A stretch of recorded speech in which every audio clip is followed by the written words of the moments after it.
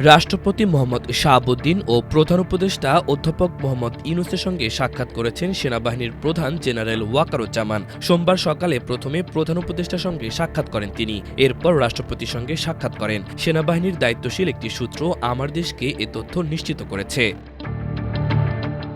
এর আগে সেনাপ্রধান জেনারেল ওয়াকারুজ্জামান গতকাল রোববার সকালে প্রধান বিচারপতি রিফাত আহমেদের সাথে সাক্ষাৎ করেন। প্রধান বিচারপতির গুলশানের বাসায় অনুষ্ঠিত এই সাক্ষাৎ অনুষ্ঠান সৌজন্যমূলক বলে জানা গেছে। অন্যদিকে প্রধান উপদেষ্টা ডক্টর মোহাম্মদ ইউনূসের সঙ্গে সাক্ষাৎ করেছেন আর্মস ফোর্সেস ডিভিশনের PSO lieutenant general SM. Kamrul Hasan. তবে আইএসপিআর এ বিষয়ে কোনো মন্তব্য করতে রাজি হয়নি।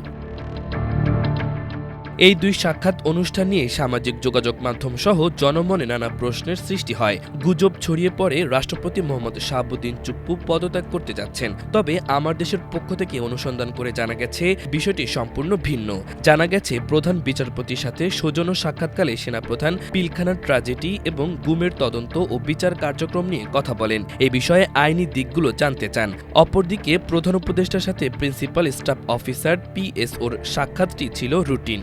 প্রতিরক্ষা মন্ত্রণালয়ের দায়িত্বপ্রাপ্ত প্রধান উপদেষ্টার সাথে সশস্ত্র বাহিনীর রুটিন কাজের অংশ হিসেবে পিএসওকে নিয়মিতই সাক্ষাতে যেতে হয়।